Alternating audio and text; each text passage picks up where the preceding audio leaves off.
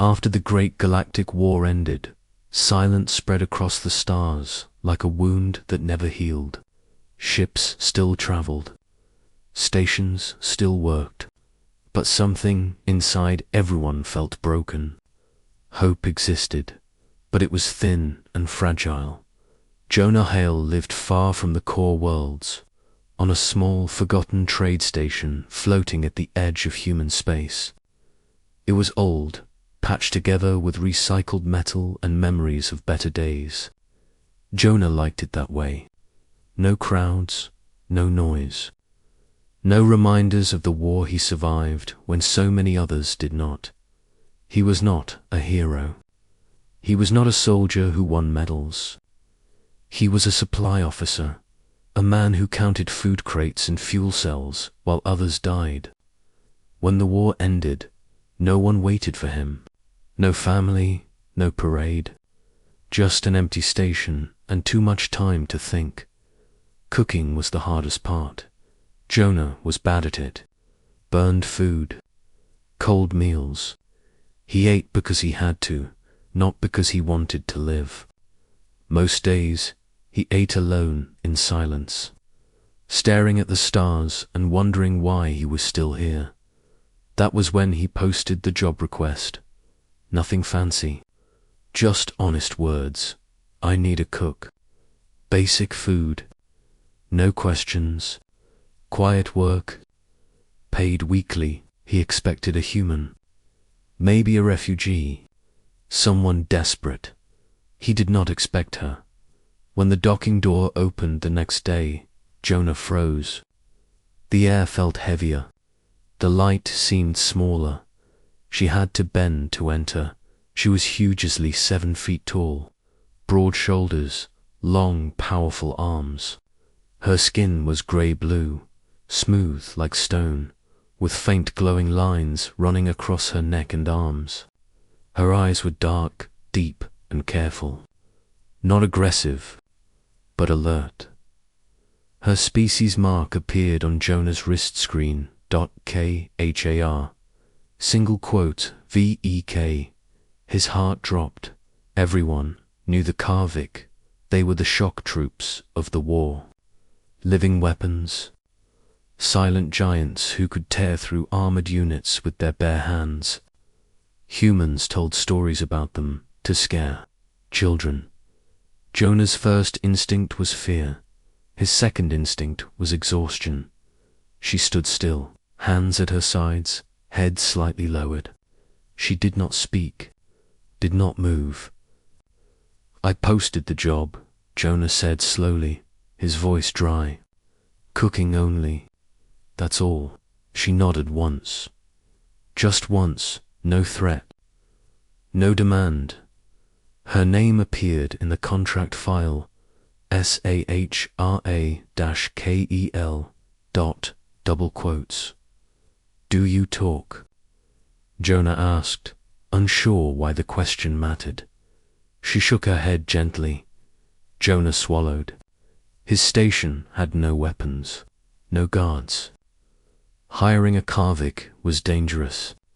Everyone would say he was insane, but something felt wrong about turning her. Away, she did not look like a monster. She looked tired. Payment is fair, Jonah said. Private quarters. Food included. She nodded again. That was it. No words. No smile. She followed him into the station. From the first day, Jonah noticed strange things. SAHRA, moved quietly, carefully, as if the station itself was fragile. She learned the kitchen fast. Too fast. Her hands were massive, yet gentle. Knives looked small in her grip, but she used them with perfect control. The food she made was warm and rich. Simple, but full of care. Jonah ate slowly, surprised by the feeling in his chest. He had forgotten what real food felt like. She cleaned everything. Fixed small problems without being asked. A broken panel. A leaking pipe. She worked silently, efficiently at night. Jonah sometimes saw her sitting near the viewing window, staring at the stars. Not sleeping, just watching. She never spoke. Not when he said thank you. Not when he asked about her home. Not even when he apologized for staring. The silence was heavy. But it wasn't empty after 1 week. Jonah realized something that scared him more than her size or her strength. For the first time since the war, he didn't feel alone. The second week passed quietly, almost eerily. Jonah began to notice the rhythm of Sarakel's presence in the station, like a tide that rose and fell without warning. She moved silently through the corridors, her massive feet making no sound, her hands fixing and cleaning without a single word of instruction. It was unsettling at first. Jonah had lived through pirates, warships, and starving convoys. But nothing had ever unnerved him like a 7-foot Karvik moving calmly in his tiny station kitchen. Every morning, he awoke to the smell of food he didn't have to prepare. Fresh bread, spiced soup, roasted vegetables that glistened with oils he didn't recognize. He would sit at the small table, silently watching as Sarakel chopped, stirred, and baked. Her movements were precise, almost ritualistic. Each ingredient measured with care, each flame tended as if it were alive. It was the most beautiful thing he had seen in years, and it was terrifying. She could crush a man with one hand if she wished, yet here she was, creating something that nourished rather than destroyed. Jonah tried to speak to her sometimes. "Do you ever talk?" he asked one morning, nervously stirring his tea. She shook her head without looking at him. Her eyes, dark and endless, remained focused on the vegetables she was slicing. "Do you have a family?" He tried again. Silence. Jonah sighed. He realized he didn't need answers. Her presence alone was enough. Her quiet efficiency extended beyond cooking. She fixed broken pipes in the bathroom, cleaned the air filters in the engine room, and even repaired a communications antenna that had been damaged in a meteor storm weeks before. She never asked for credit, never sought praise. She simply worked, and Jonah began to feel a strange warmth in the station. A sense that he was no longer living alone at night. He sometimes woke and saw her in the corner of the kitchen, seated on the floor with her massive legs folded beneath her. She would stare at the stars through the viewport, completely still, glowing lines on her skin faintly pulsing in rhythm with the lights outside. Jonah found himself drawn to her, wanting to understand what it was that made her so quiet yet so alive. But every time he tried to approach, she would shift slightly, and the unspoken warning in her gaze would freeze him in place. Despite the fear, Jonah felt comfort growing in the strange routine. The station, once cold and empty, now hummed with the subtle life Sarakel brought to it. Her quiet presence made the walls feel less hollow, the corridors less lonely. He caught himself smiling at the meals she left on the table. Simple gestures, yet they carried a weight he hadn't realized he missed. Care, thoughtfulness, attention. But there was always an edge to her silence. Jonah noticed it in the way she carried herself, the slight tension in her shoulders, the way her glowing lines would flare faintly when she moved quickly. He didn't understand it, and he didn't want to. Karvik were dangerous by nature, bred to fight, bred to kill. That knowledge lingered in the back of his mind every time he passed her in the hallway. By the end of the week, Jonah felt an unfamiliar mix of emotions. He trusted her. He depended on her. He was afraid of her, and yet he was drawn to her in a way that made him uncomfortable. Sitting at the table one evening, eating a stew that warmed him down to his bones. He realized that the giant alien woman had done more than cook food. She had quietly built a bridge between his lonely heart and the life he had almost given up on. Jonah didn't know what would happen next. He didn't know if she would leave or if the galaxy would finally catch up with her deadly reputation. But for now, he allowed himself to breathe a little easier, to eat a little slower, to appreciate the rhythm of her quiet life in his station. And yet, deep in the silence, there was something waiting. Something he could not see, could not predict. A presence that promised danger and protection all at once. Jonah didn't know it yet, but this silent giant was not just a cook. She was a storm in disguise and, in 7 days, that storm would awaken. The station was quiet that night. Too quiet. Jonah had grown used to the soft hum of engines and the faint hiss of the air filters. But tonight, the silence pressed against him like a living thing. He sat in the small common room, trying to read a worn old book, but his eyes kept drifting to the kitchen.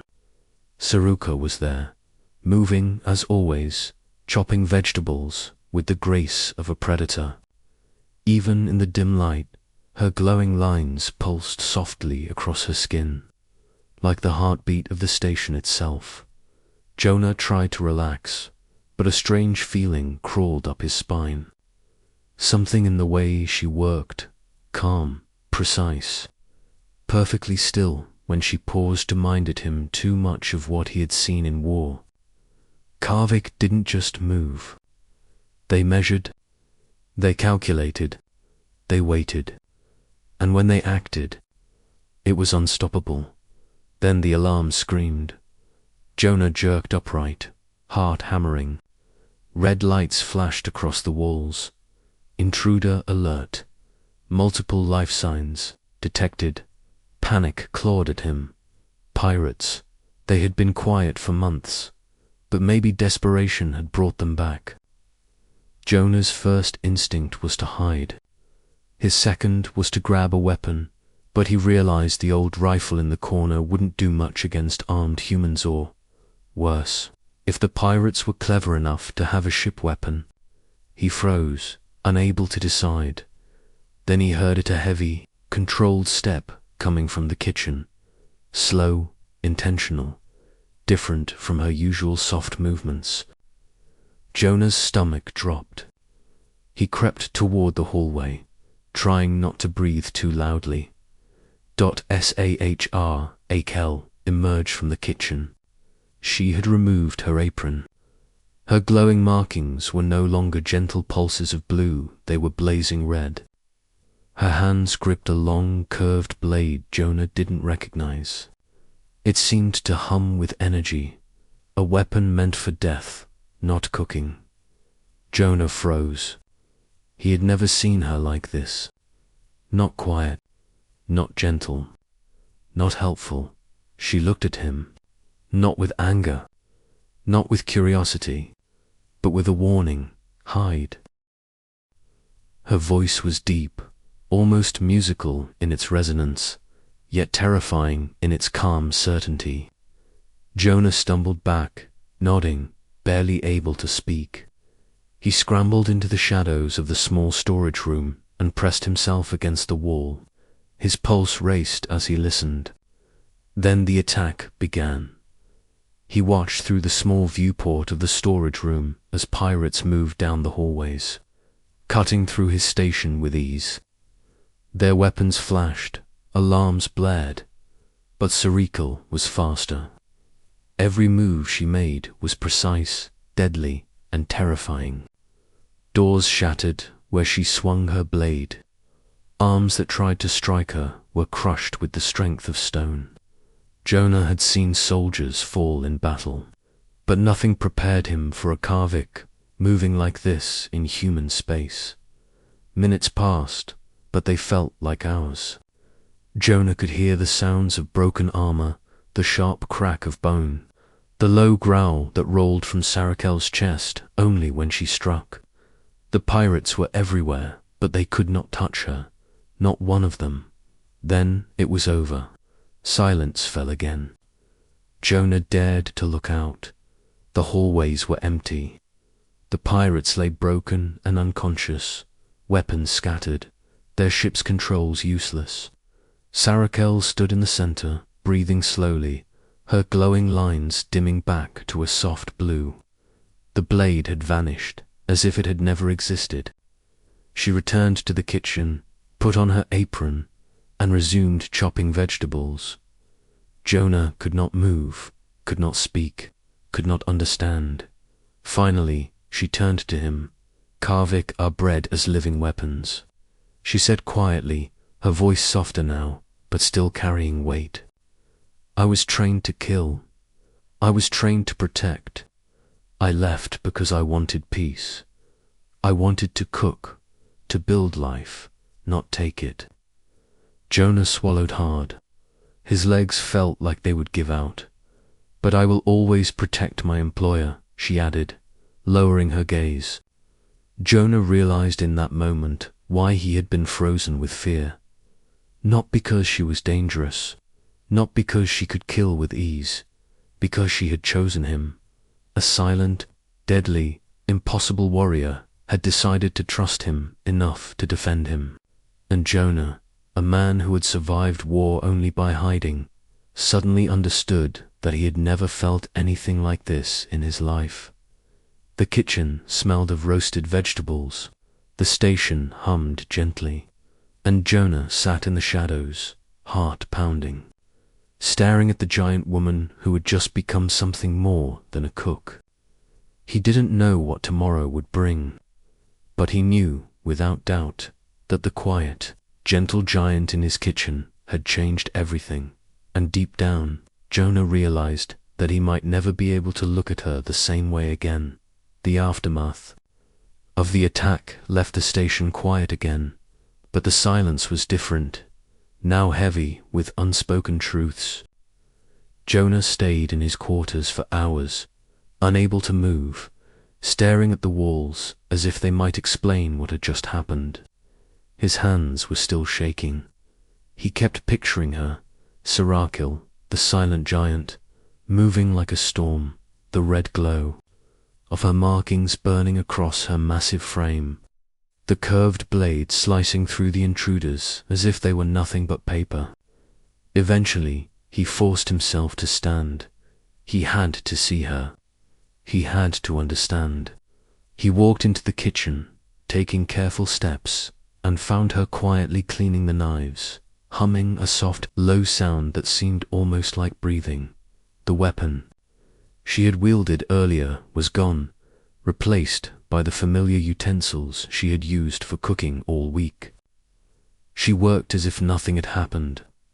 The air smelled of rosemary and roasted meat, ordinary and comforting, yet impossible to reconcile with the memory of what he had just seen. Jonah could hardly speak. I don't understand, he stammered. How could you? He stopped, words failing him. Why? Sarakel straightened slowly, her dark eyes meeting his.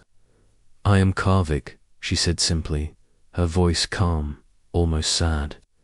We are bred as soldiers, protectors, weapons. I was trained to kill efficiently, without hesitation, without mercy. Jonah swallowed hard, realizing the truth. The stories he had heard about the Karvik were real. Legends didn't exaggerate. They were living weapons. And yet, here she was, standing in his tiny kitchen, cleaning and cooking, calm and composed, as if she were a human woman preparing a meal. I left, she continued softly. I wanted a place to live, a life where I could create instead of destroy. I wanted to cook, to care, not to fight. Her gaze fell to the floor, the red glow in her lines fading into the soft blue warmth he had come to trust. But I will always protect my employer. Always. Jonah felt his knees weaken. He sank onto the small chair in the corner. For years, he had survived battles by hiding, by obeying, by trusting no one. He had seen soldiers die in front of him, friends lost in the chaos of war, and yet nothing had scared him like this quiet, deadly, enormous alien woman had just done. You could have killed them, he whispered. All of them. His voice shook. You didn't have to stop. You could have. He trailed off, unsure if he wanted to finish the thought. Sahr tilted her head slightly, the faint pulse of her lines reflecting the dim kitchen light. I do not kill without reason, she said. They threatened you. You are my responsibility now. Jonah stared at her, mind racing. The meals she had prepared, the floors she had cleaned, the repairs she had made, he suddenly understood it all in a new way. Each act, no matter how small, had been part of her choice to exist peacefully. Each gesture had been her way of proving she could be trusted. He had been afraid before, yes, but now that fear was replaced by a deeper, more complicated emotion. You chose me, he said finally, his voice barely audible.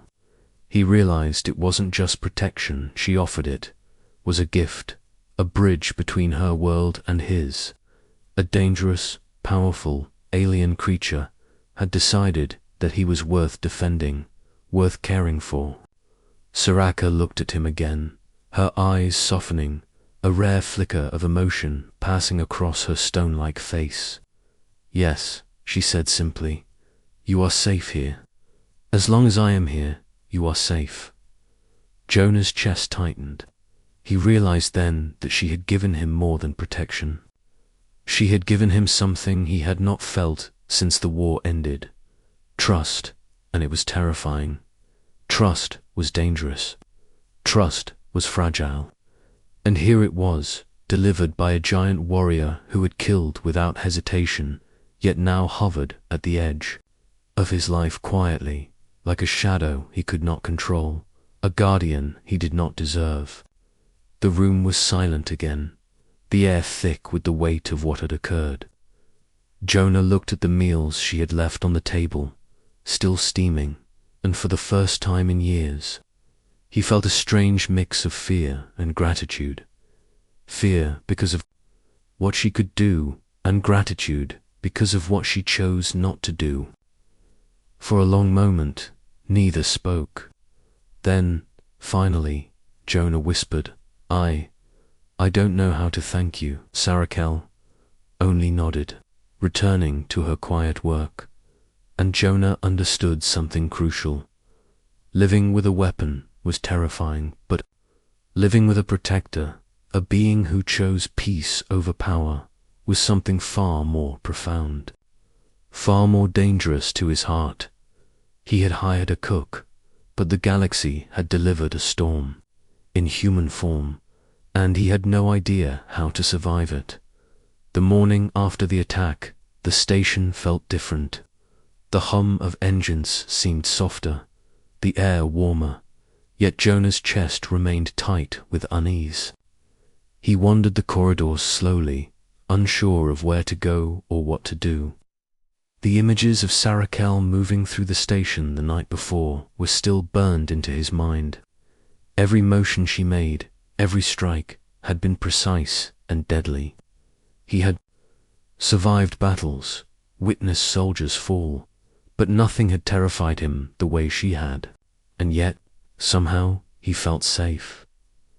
He found her in the kitchen, standing over the stove, chopping vegetables with her usual careful precision.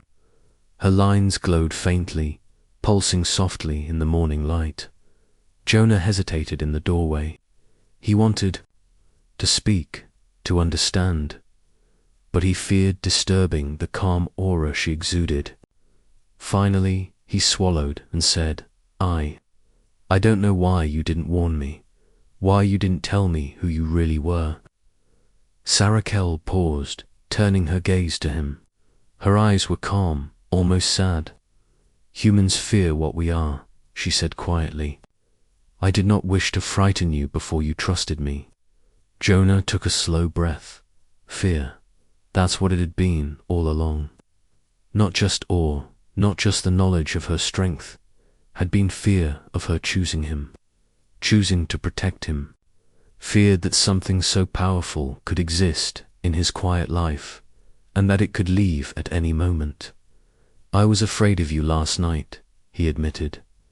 "Not because you fought, but because you fought for me. I've never had anyone fight for me before." His voice shook. "No one has ever cared enough to risk themselves like that. I don't know how to process it." Sarakil looked down, her massive hands resting on the counter. "I protect those I care for," she said softly. "That is what we do. That is who I am." Jonah stepped closer, trying to bridge the gap between them. I don't know if I've ever cared for anyone the way you care, I mean." His words faltered. "I don't even know how to say it." Sarakel's gaze lingered on him. She did not smile, but there was something tender in her expression, subtle and fleeting. Jonah realized then that she was not a weapon here to terrify him. She was a guardian, a being who had chosen to lay down her deadly skills for the sake of peace. And Jonah, who had lived so long in isolation and fear, felt a strange new emotion stirring in his chest, understanding. "Why stay?" Jonah asked finally, his voice low. "You could leave any time. You're strong enough to take a station, a ship, even a small fleet if you wanted." Sarakel's lines pulsed gently. "I do not need more than this," she said simply. "I have a place to live, a reason to be gentle instead of violent. That is enough." Jonah sat down, exhaling slowly. The fear he had felt all week, the fear of her size, her species, her power, was changing. He was still afraid, yes, but it was no longer the fear of being harmed. It was the fear of losing her, of realizing how much he had come to depend on her quiet presence. Fear was turning into trust, into something warmer, deeper, almost like gratitude. He looked at the meals she had left for him, still steaming. Each dish was a small act of care, but now he saw it differently. These were not just meals, they were gestures of life, proof that she wanted to nurture rather than destroy. Jonah felt a lump in his throat. All week, he had thought he was providing shelter for a giant, dangerous being. But she had given him more. She had provided safety, comfort, and something he hadn't felt in years. "Hope, I think. I understand now," Jonah whispered. "You didn't just protect me, you trusted me enough to stay." Sarakel nodded slowly, turning back to the stove. The faint pulse of her lines matched the rhythm of the station, steady and quiet. Jonah realized he could finally breathe. He didn't have to run or hide or fear her anymore. She was not a threat. She was a presence he could rely on, a force of calm in a universe that had taught him only chaos. For the first time in months, he allowed himself to smile, small and uncertain, but real. The giant Kavik was no longer only terrifying. She was something else entirely, someone who chose peace, someone who chose him. And that choice, Jonah understood, was more powerful than any weapon in the galaxy. He still did not know what tomorrow would bring, but for the first time he felt ready to face it. Not because he was strong, not because he had luck, but because, at last, he had someone who would stand beside him even silently, even fiercely, if it meant showing the galaxy exactly why no one dared to cross her. Jonah sat back, listening to the soft sizzle of the stove and the faint hum of the engines. Fear had turned into understanding, and understanding, he realized, was the beginning of something neither of them could have predicted. Weeks passed, and the station began to feel alive in a way Jonah hadn't known it could. Traders arrived more frequently, pirates avoided the edge of human space, and word spread quietly that the station was under the protection of someone or something extraordinary. Jonah often found himself smiling at the changes, though most of the credit belonged to Sarakel, who moved through the station with the same calm precision, cooking, cleaning, repairing, and always watching, always present. She never spoke more than a few words, but her presence had become the heart of the station. Jonah sometimes caught himself staring at her, marveling at the contradiction she embodied. She was enormous, strong enough to rip through steel walls without effort. She had once destroyed intruders with terrifying efficiency, yet she moved with care, tending to meals, repairing pipes, and fixing broken circuits like a gentle hand was all the weapon she needed. She carried both death and life in her body, and Jonah realized that what made her extraordinary wasn't the power she held, it was the choice she made to use it sparingly, to protect instead of destroy. At night, Jonah would sometimes find her seated near the observation window, legs folded beneath her massive frame, glowing lines softly pulsing in rhythm with the stars outside. He would stand quietly, watching her, feeling the weight of her presence. There was an unspoken communication in her silence, a language of trust and quiet understanding. Jonah had grown so accustomed to it that he no longer feared the unknown, nor the alien in his home. He had come to respect it, even rely on it. The station thrived because of her. Broken machinery was fixed before it could cause damage. Food was always ready, hot and nourishing. Even the smallest repairs leaks, broken panels, loose conduits disappeared under her careful, practiced hands. Traders and travelers who arrived were often greeted by the sight of a giant alien woman moving quietly through the corridors, chopping vegetables or checking systems, and they quickly learned not to underestimate her. Some whispered rumors of her past battles, some marveled at her size, but Jonah noticed something more important. They all felt safe. Jonah himself began to change. Before, he had been withdrawn, cautious, fearful. Now, he walked the station with a quiet confidence he hadn't known he possessed. He knew that if danger came, Sarakel would act with deadly precision. He didn't have to be strong. He didn't have to fight. The mere knowledge of her presence allowed him to breathe easier, to relax into life again. He even started speaking more softly, hesitantly to her, sharing thoughts, small jokes, or questions about the station. Though she rarely replied, she always listened. Sometimes she would leave a second plate on the table or adjust something in his quarters without a word, and Jonah would feel understood. One evening, a trader arrived from a distant system, bringing news of a pirate fleet moving dangerously close to human trade routes. Jonah's first instinct was to panic, but when he saw Sarakel standing in the hallway, glowing lines bright with quiet intensity, his fear dissolved. He realized then that true strength was not only about fighting, it was about knowing someone would fight for you, even silently, even without recognition. And Sarakel had already chosen him. That choice carried more weight than any weapon or strategy.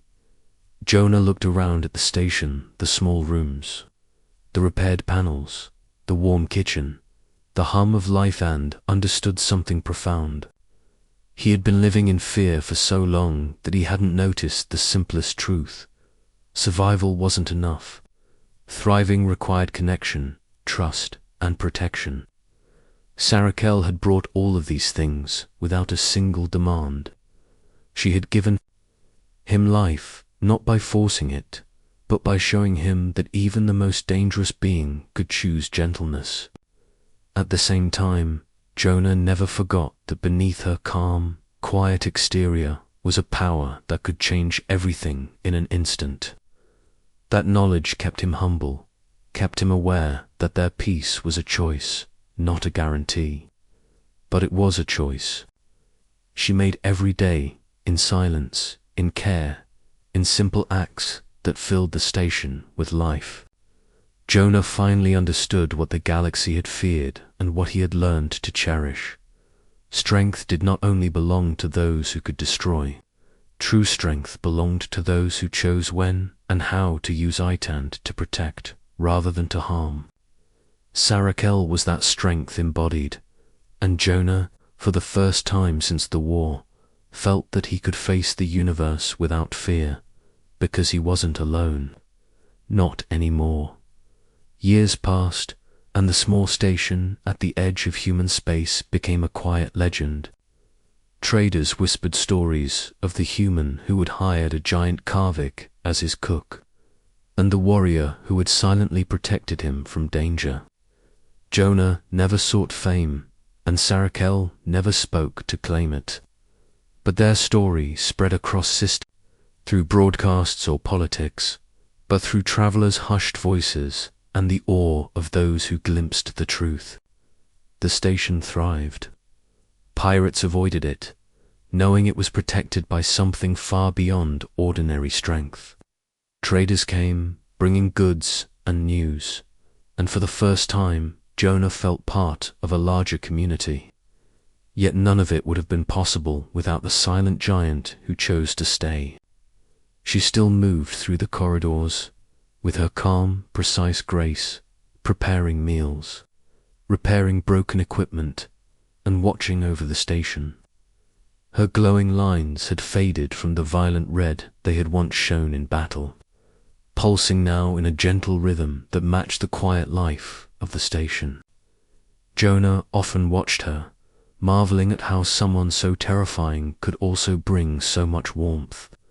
She never demanded attention, never boasted about her strength, and rarely spoke, and yet her presence carried weight, so much weight that the galaxy itself seemed to shift in response. She had not only saved him, she had taught him and anyone who heard the story a lesson no treaty or fleet could enforce. Power meant nothing without choice. Strength was not measured in the ability to destroy, but in the decision to protect. Visitors to the station often observed her from afar, silent and watchful, and some whispered in fear. But Jonah would quietly remind them, the greatest terror they discovered too late was not in her willingness to fight, but in her ability to choose peace. It was in the same hands that could crush invaders that she held bread, soup, and care. It was the same mind that had calculated life and death in battles that now calculated the perfect temperature for a stew, the perfect repair for a failing panel, or the perfect moment to silently watch over the stars with someone who trusted her. Jonah had grown in ways he had never imagined. The fear that once defined his life, the fear of loneliness, the fear of death, the fear of being powerless, was replaced by a quiet confidence. He had a companion who would stand by him without question, a guardian whose choice to remain gentle had shown him that courage was not always loud or visible. And he began to realize that, perhaps, the galaxy itself could learn from this, that peace, trust, and protection were stronger than fear, and that sometimes the most formidable warriors were the ones who chose to lay down their weapons. Sahrakel's presence changed more than Jonah. Her example quietly shifted the perception of H.